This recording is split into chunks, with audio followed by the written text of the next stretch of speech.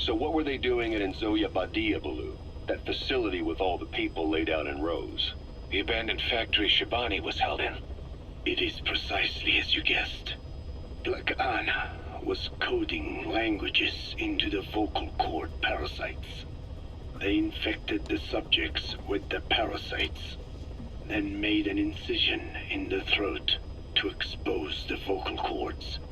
That allowed them to play recordings of a desired language directly to the parasites. And the parasites learn the languages that way. That's some teaching method.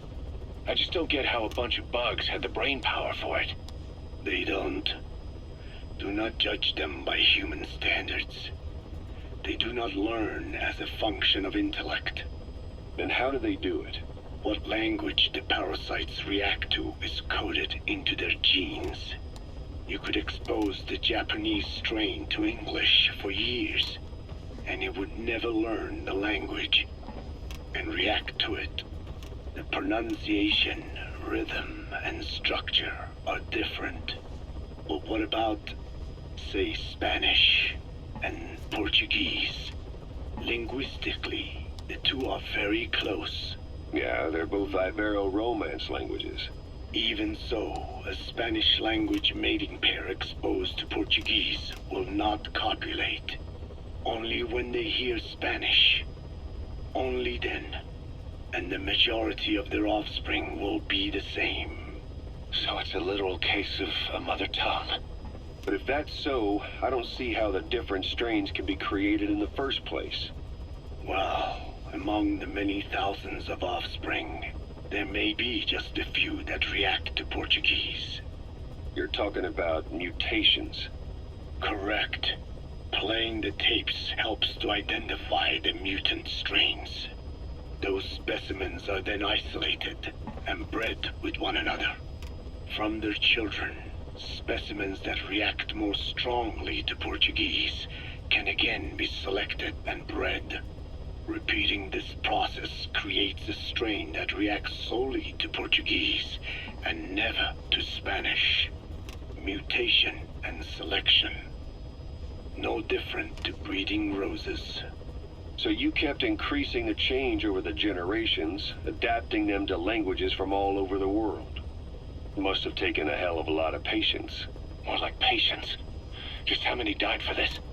There's something I still don't get.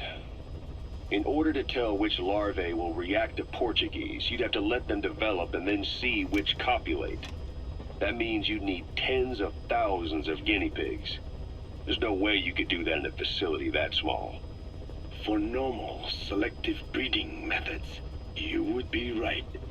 But there is a more effective selection method when training the vocal cord parasites. Go on. It is not only when mating that the parasites listen for language.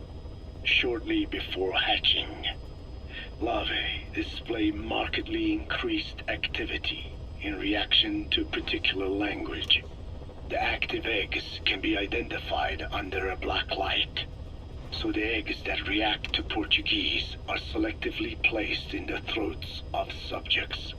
So you see, narrowing down strains that react to the target language is an effective process. Though I'm sure that even so, many lost their lives to create the various strains. Taken against their will into that dungeon. There are two reasons for playing the tapes for the parasites.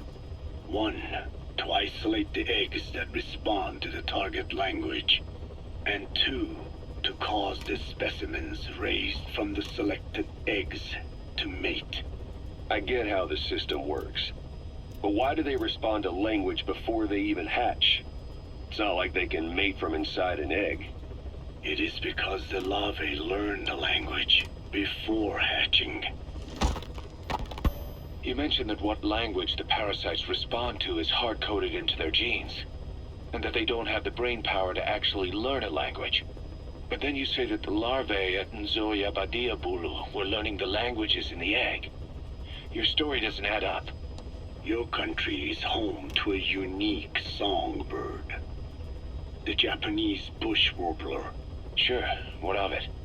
What a beautiful call it has. But no bush warbler can sing it perfectly at the start. As chicks, they can barely chirp at all. They must learn from their parents and other adult birds. Only then can they sing properly and attract females. So naturally, there are individual differences in each bird's call. Though they start on the same footing, each bird is influenced by its teachers. And the parasites are the same?